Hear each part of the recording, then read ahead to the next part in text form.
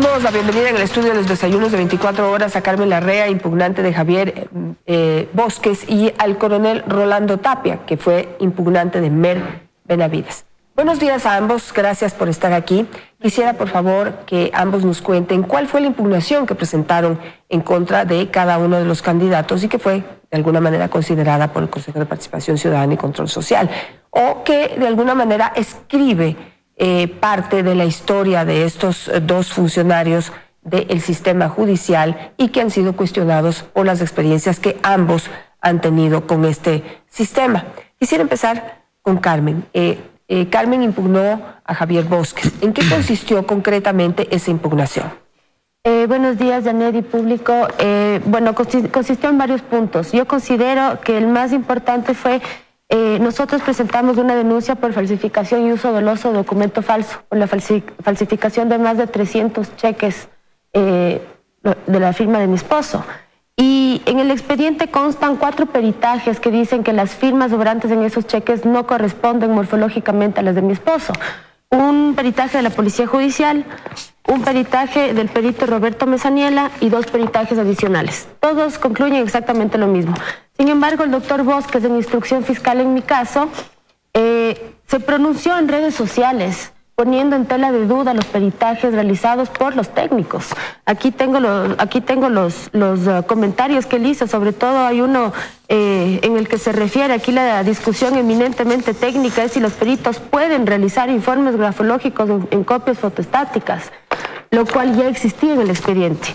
Posteriormente se nos da la oportunidad de obtener documentos originales, porque llega a nuestro conocimiento a través de un informe del banco de que existen 3 cheques girados al exterior y que posiblemente tienen los originales, de lo cual le pedimos en 2 ocasiones al doctor Vósquez que por favor nos haga llegar esa información, porque podía obviamente aportar información valiosísima para la investigación, incluso llegar a determinar la autoría de la falsificación, a lo cual el doctor Vósquez se negó en 2 ocasiones diciendo que es impertinente. Impertinente la parte de una prueba real. Exacto, pedir información sobre documentos originales donde se falsificó también la firma de mi esposo.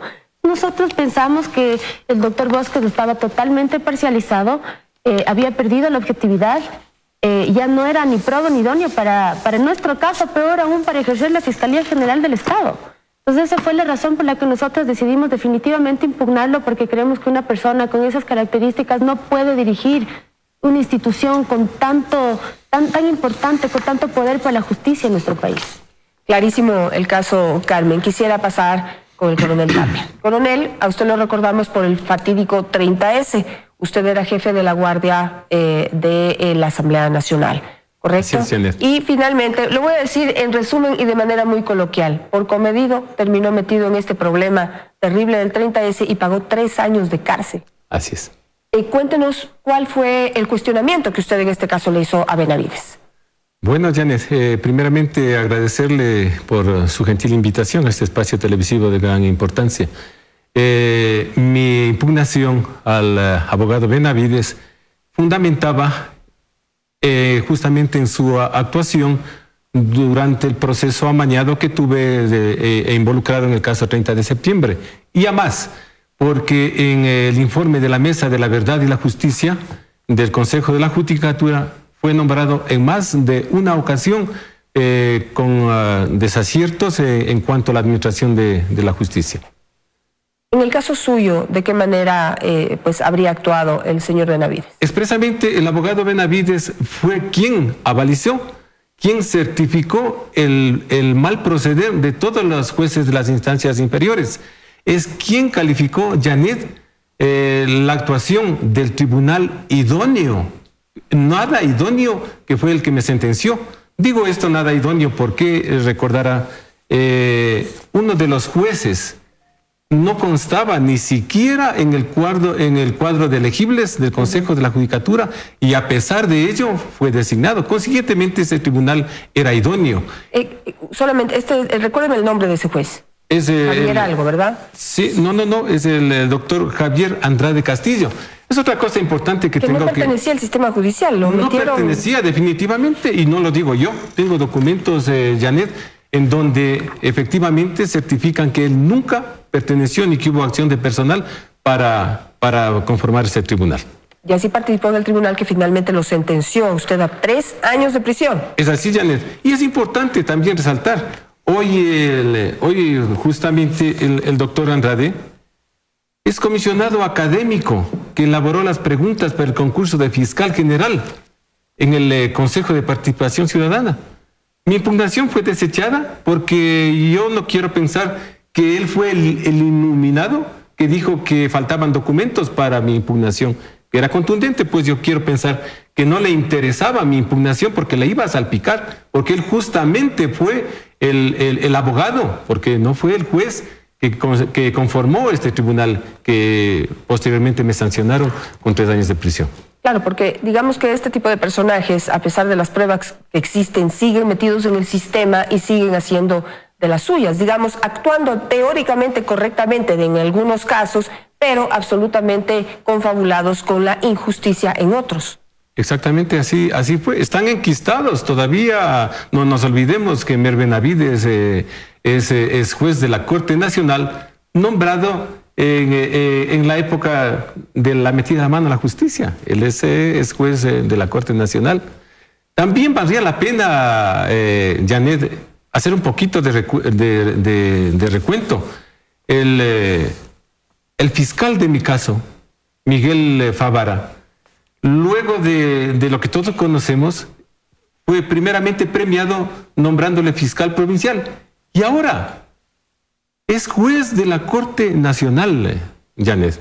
No nos olvidemos. Entonces es importante también decirle a la audiencia cómo las cosas están y cómo están inquistados estos operadores de justicia que tienen mucho que responder sobre los casos. ¿Nos puede recordar a breves rasgos cómo fue finalmente usted involucrado en el caso del 30S y otras irregularidades que usted a lo largo de su proceso también fue denunciando? No sé si puede recordar las principales para recordar lo aberrante de este caso que finalmente terminó en una sentencia donde participa un juez que no era juez. Por supuesto que sí. Bien lo había manifestado Janet. Yo, cuando los hechos del 30 de septiembre, yo había llegado el 25 de septiembre a la Asamblea Nacional, nombrado como comandante de la escolta legislativa. En esas circunstancias, el expresidente Correa me acusó de haber impedido la utilización de las instalaciones de la Asamblea en los fatídicos hechos del 30 de septiembre, considerados como un sainete macabro definitivamente. Posteriormente fui acusado de manera dolosa, llamémoslo así, porque el abogado Favara, que era el fiscal de mi causa, con una serie de artimañas, incluso demoró el proceso para calificarme. Primeramente, fue calificado luego de 5 días de haberse suscitado supuestamente los hechos como un delito flagrante, luego de haber transcurrido 5 días. Esa nomás era causa suficiente para la nulidad de todo el proceso. Y como habíamos comentado anteriormente, por el espacio, Janet, que no hay como comentar demasiado por el espacio corto que tenemos en televisión, finalmente fui sentenciado por un tribunal que no era idóneo. Como vuelvo y repito, ahí se le nombró al abogado Andrade como parte de este tribunal, que no constaba en la lista de elegibles del Consejo de la Judicatura. Consiguientemente es como haber encontrado un abogado que pasaba por la calle y decirle, venga, siéntese aquí y sentenciémosle a este ciudadano. Se prestó. Exactamente, Janet. Carmen, de lo que hemos conversado sobre el caso suyo, ¿cuántos fiscales han participado en su caso?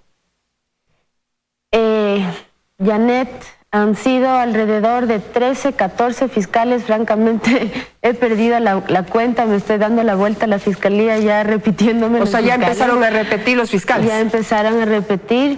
¿Cuántas veces se han enfermado los jueces que tienen que asistir a las distintas audiencias? Bueno, más que los jueces, Janet, los enfermos normalmente son los fiscales o los abogados de la contraparte, que no se pueden acercar, que están de viaje, que están enfermos. Siempre han existido en el proceso una cantidad de artimañas para tratar de demorar, inicialmente tratando de buscar la prescripción de la acción, lo cual no lo lograron. Y luego, bueno, en instrucción fiscal, Janet, solamente en un periodo de 90 días tuve 5 fiscales. solamente en instrucción fiscal. El doctor Bosques fue el número 4. El doctor Bosques fue el número 2, perdón. El número 2. Bueno, entonces estas son cosas que están ocurriendo en este momento en los distintos procesos judiciales, en donde resulta que las enfermedades les han sabido atacar a los fiscales y a los jueces y a los abogados, sobre todo de las contrapartes, de los que van perdiendo o de los que las tienen por perder, se enferman pero muy seguido. Va a haber que decirle a la nueva fiscal que les compre un buen sistema de salud, que les haga chequeos médicos, porque es muy común. Y yo voy a decir esto, porque yo hago mis propias investigaciones también en estos casos, cuando doy estos espacios.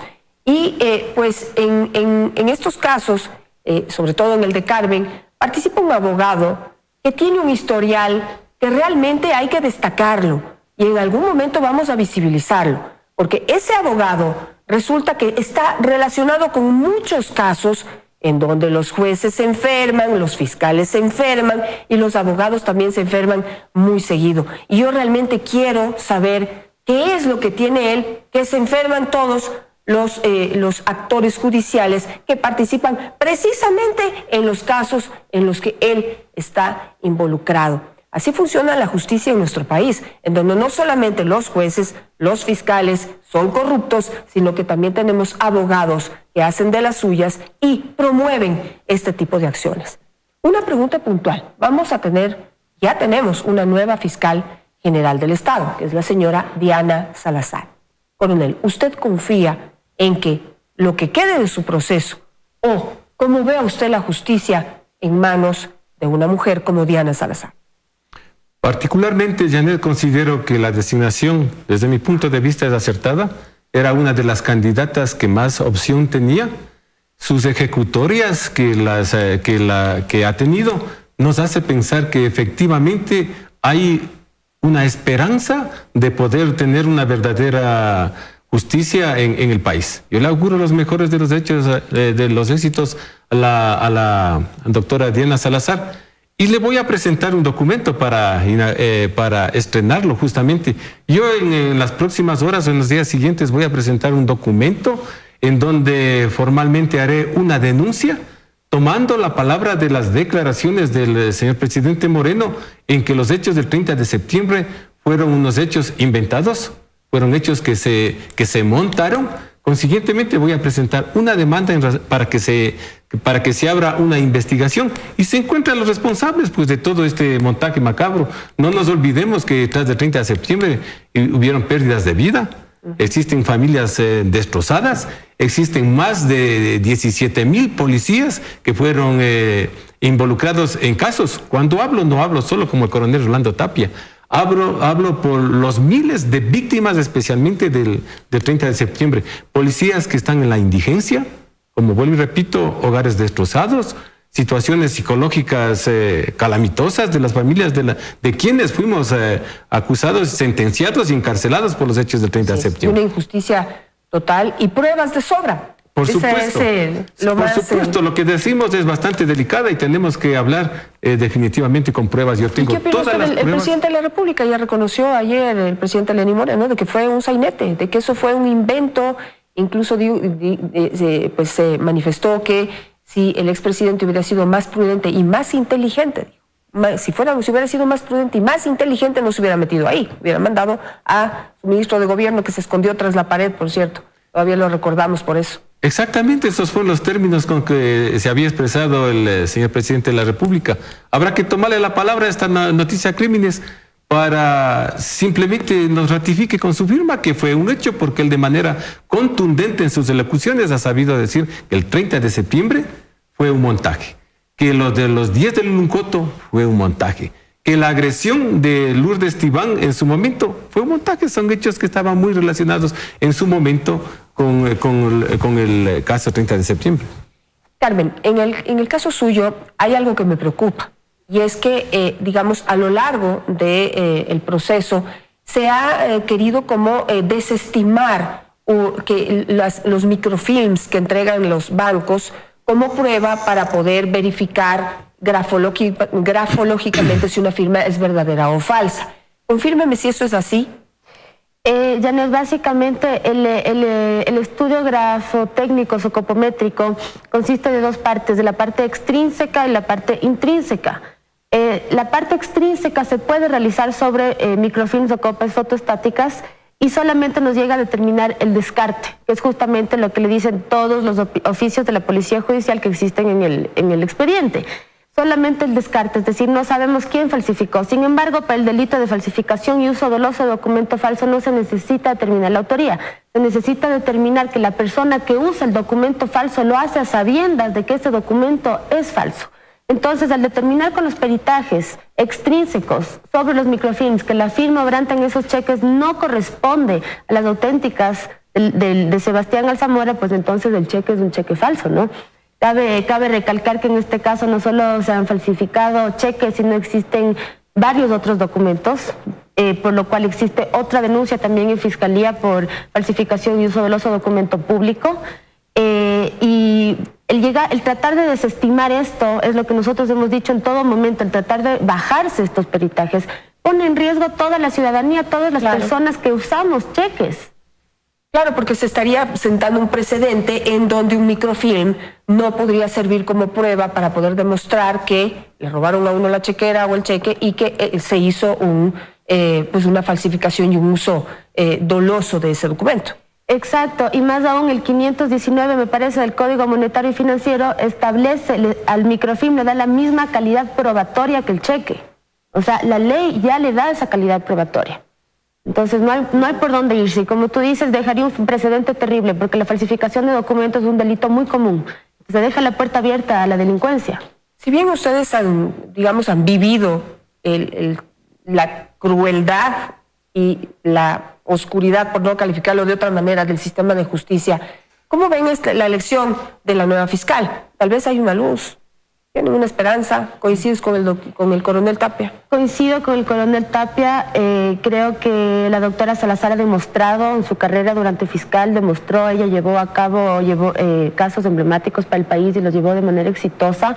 Ha demostrado que es una luchadora en contra de la corrupción. Por lo tanto, desde nuestra forma de ver, vemos como una esperanza tal vez de retomar la confianza, volver a tener confianza en el sistema judicial, de que se vienen aires de justicia con ella adelante la Fiscalía General del Estado. Por lo tanto, le deseamos los mejores éxitos y todas las bendiciones para que le vaya de lo mejor en esta etapa tan importante, no solo para ella, sino para el país y para nosotros que somos usuarios del sistema de justicia.